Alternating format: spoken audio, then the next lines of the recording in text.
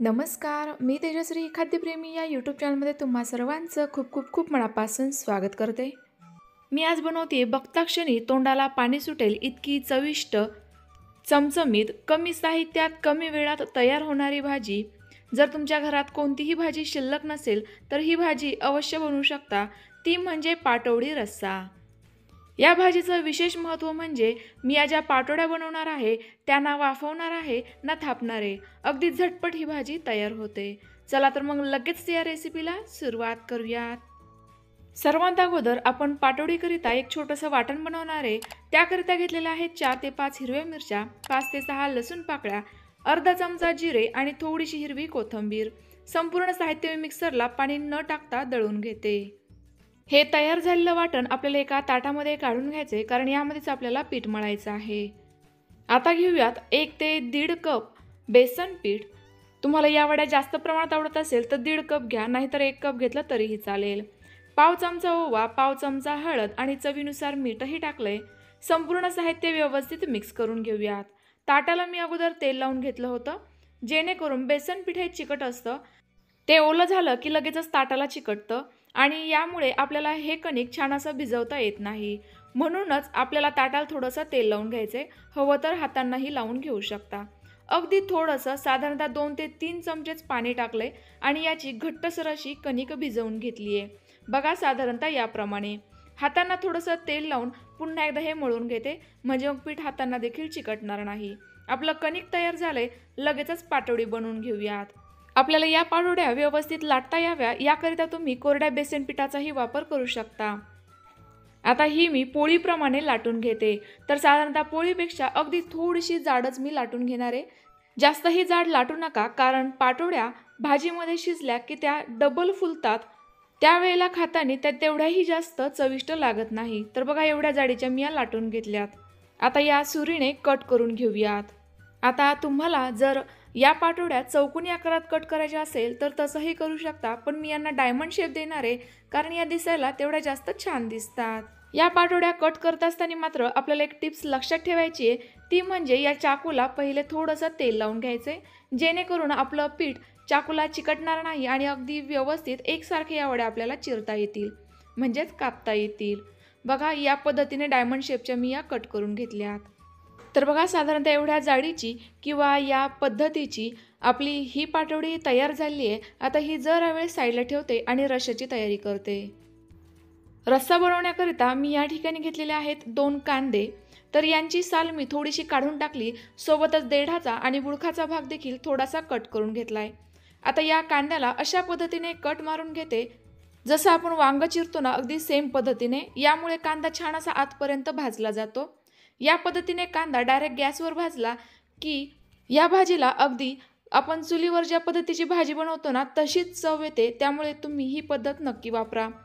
पण जर तुम्हाला हवंच असेल तर तुम्ही बारीक आकारांमध्ये कांदा कट करून कढाईमध्ये देखील परतवून घेऊ शकता. सोबतच मी अर्धा वाटी खोबरं देखील या गॅसवरच भाजून घेतेय. तर खोबरं थोडंसं तेलकट असल्यामुळे, ऑइली असल्यामुळे ते पटकन भाजलं जातं, अगदी काही मिनिटांमध्येच. तर त्यावेळेला हे लगेच काढून घ्यायचे. फक्त एवढंच आपल्याला भाजून घ्यायचं आहे, जास्तही जाळू नका, नाहीतर भाजीला टेस्ट कडवटही येईल. खोबरं भाजून झालं, हे देखील मी काढून घेते आणि कांदा देखील अलटपलट करून छान असा संपूर्ण बाजूंनी भाजून घेते. तर बघा, साधारणतः एवढा आपल्याला हा कांदा भाजून घ्यायचा आहे, जास्तही जाळायचा नाहीये. आता इतर साहित्यही परतवून घेऊयात. त्याकरिता गॅसवर एक लोखंडी तवा ठेवलाय, त्यामध्ये 1 चमचा तेल टाकलंय. यामध्ये पुन्हा एकदा आपण भाजून घेतलेलं खोबरं अगदी काही मिनिटांकरिता तळून घेणार आहोत. यामुळे भाजीला टेस्ट जास्त छान येईल. याचे मी अशा पद्धतीने पातळ काप करून घेतले होते. खोबरंही तळून झालेलं आहे, ते एका साईडला लोटलंय.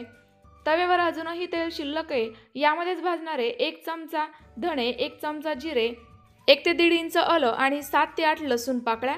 संपूर्ण साहित्य या तेलामध्ये परतवून घेऊयात. आता आपलं हे साहित्य देखील छान असं परतवून झालेलं आहे. आता टाकूयात भाजून घेतलेला कांदा, जो मी हातांवर थोडासा मॅश करून घेते, म्हणजे मग हा देखील व्यवस्थित असा परतला जाईल किंवा तळला जाईल.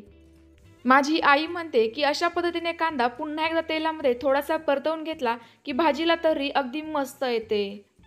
तर बघा संपूर्ण साहित्य आपलं छान असं परतवून झालेलं आहे। हे एका ताटामध्ये थंड होण्याकरिता काढून घेऊयात।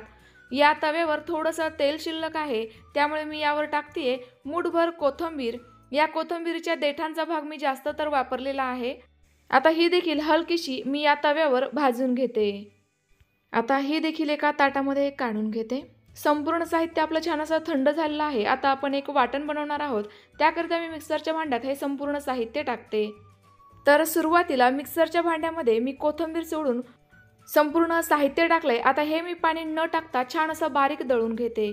तर बघा अशा पद्धतीने हे साहित्य आपण जेवढं शक्य होईल तेवढं बारीक दळून घ्यायचंय आणि मगच आता टाकायची आहे कोथिंबीर आणि सोबतच साधारणतः अर्धा कप पाणी, कारण याची आपल्याला एकदम बारीक स्वरूपाची पेस्ट किंवा वाटण तयार करून घ्यायचंय। तर आपलं वाटण तयार झालंय, फोडणीची तयारी करूयात। त्याकरिता गॅसवर एक कढाई ठेवली आहे, त्यामध्ये टाकतेय 3 चमचे तेल। तेलाचं प्रमाण तुमच्या आवडीप्रमाणे कमी जास्त करू शकता। तेल छान असं गरम झालं की मग टाकूयात अर्धा चमचा जिरे। मोहरी या ठिकाणी आपल्याला अजिबात वापरायची नाहीये। जिरे छान असे तळून झाले की मग टाकूयात आपण तयार करून घेतलेलं वाटण। तर या पद्धतीने मी एकदम बारीक स्वरूपाचं हे दळून घेतलंय। हे वाटण आपल्याला एकदम कमी गॅसवर छान असं तेल सुटेपर्यंत परतवून घ्यायचंय। यामुळे देखील भाजीला तर्री अगदी जबरदस्त येते आणि सोबतच वाटणातील थोडाफार जो कच्चेपणा राहिलेला असेल ना, तो देखील निघून जातो आणि भाजीला टेस्ट जास्त छान येते। या अगोदर मी तुमच्यासोबत मासवडी किंवा मग थापी वडीची रेसिपी देखील शेअर केली आहे। ती जर तुम्ही पाहिली नसेल तर डिस्क्रिप्शन बॉक्समध्ये लिंक देते। त्या पद्धतीने देखील तुम्ही थापी वडी रस्सा बनवू शकता। तशी देखील भाजी मस्तच होते। आपल्या या वाटणाला छान असं तेल सुटलेलं आहे। आता यामध्ये सुके मसाले टाकूयात। पाव चमचा हळद, 1 चमचा धना पावडर, 1 चमचा साठवणीतील कोणताही काळा मसाला किंवा गरम मसाला, सोबतच 1 चमचा किंवा चवीनुसार लाल तिखट आणि 1 चमचा मी या ठिकाणी सुहाणाचा मटण मसाला वापरतेय। यामुळे नक्कीच भाजीला जास्त छान टेस्ट येते। तुम्ही देखील एकदा नक्की वापरून बघा। नॉनव्हेज खाणारे व्यक्ती नॉनव्हेजची भाजी नक्कीच विसरून जातील, एवढी ही चविष्ट तयार होते। संपूर्ण सुके मसाले छान असे या मसाल्यामध्ये परतवून घेतलेले आहेत। यांतील कच्चेपणा पूर्णतः नाहीसा व्हावा याकरिता मिक्सरच्या भांड्यामध्ये अगदी थोडंसं पाणी टाकून ते पाणी मी या वाटणामध्ये टाकलंय आणि पुन्हा एकदा याला तेल सुटेपर्यंत हे परतवून घेते। तर बघा आपल्या वाटणाला छान असं तेल सुटलेलं आहे। आता यामध्ये टाकूयात साधारणतः 2 ग्लास कोमट पाणी। कोमट पाणीच वापरा, यामुळे भाजीला तरी छान येईल। ही भाजी सुरुवातीला आपल्याला थोडीशी सैलसर ठेवायची असते, म्हणजेच पातळ ठेवायची असते, कारण यामध्ये आपण पाटवडी टाकणार आहोत। ती शिजायलाही वेळ लागतो आणि सोबत ती रस्सा देखील थोडाफार शोषून घेते, म्हणून ही रशी थोडीशी सैलसर ठेवा। मला अजून थोडीशी पाण्याची गरज वाटली, म्हणून साधारणतः अर्धा ग्लास पाणी मी टाकलं असेल। पुन्हा एकदा मिक्स करून घेते। आता टाकूयात चवीनुसार मीठ। आत्ताच तुम्ही या रश्याला रंग आणि तरी बघा काय जबरदस्त दिसतीये। शिजल्यानंतर तर किती छान दिसेल नाही का। पुन्हा एकदा मिक्स करून घेतलं। आता मध्यम गॅसवर याला एक छान उकळी काढून घेते। तर बघा आपल्या भाजीला छान अशी उकळी आली आहे। आता यामध्ये आपण मगाशी तयार करून घेतलेल्या पाटोड्या टाकूयात। लक्षात घ्या, आपल्याला या रश्याला ज्या वेळेला उकळी येईल ना, त्याच वेळेला या उकळीमध्ये या पाटोड्या सोडायच्या आहेत। यामुळे या पाटोड्या एकमेकांना चिकटणार नाही आणि व्यवस्थित शिजल्या देखील जातील। आता यावर झाकण ठेवून एकदम कमी गॅसवर या पाटोड्या छान अशा मऊसूत शिजेपर्यंत शिजवून घेऊयात। तर आता काही वेळानंतर झाकण खोलून बघूयात। संपूर्ण पाटोड्या आपल्या या रश्यावर तरंगायला लागलेल्या आहेत। यावरूनच समजायचे आपल्या या पाटोड्या मस्त मऊसूत शिजल्या गेल्या आहेत। भाजीला रंग आणि तरी बघा अगदी जबरदस्त आली आहे। मटणाची भाजी देखील यापुढे नक्कीच फिकी वाटेल। रश्याची कन्सिस्टन्सी देखील बघा अगदी जबरदस्त। आता यावरून थोडीशी बारीक चिरलेली कोथिंबीर टाकते। तयार झालेली भाजी तुम्ही भाकरी, भात, चपाती अशी कशासोबतही सर्व करू शकता, अगदी जबरदस्त लागेल। लगेचच सर्व करूयात।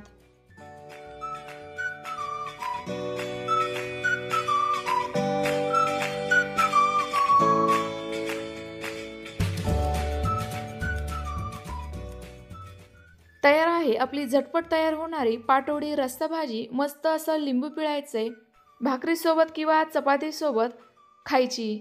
अगदी जबरदस्त लागते। तुम्ही देखील आजची ही रेसिपी घरी नक्की ट्राय करा। कशी झाली कमेंट्स करून नक्की कळवा। रेसिपी आवडली असल्यास लाईक करा, जास्तीत जास्त शेअर करा आणि माझी ही रेसिपी पहिल्यांदाच बघत असाल तर खाद्यप्रेमी चॅनलला नक्की सबस्क्राईब करा। पुन्हा भेटूयात। Bye bye.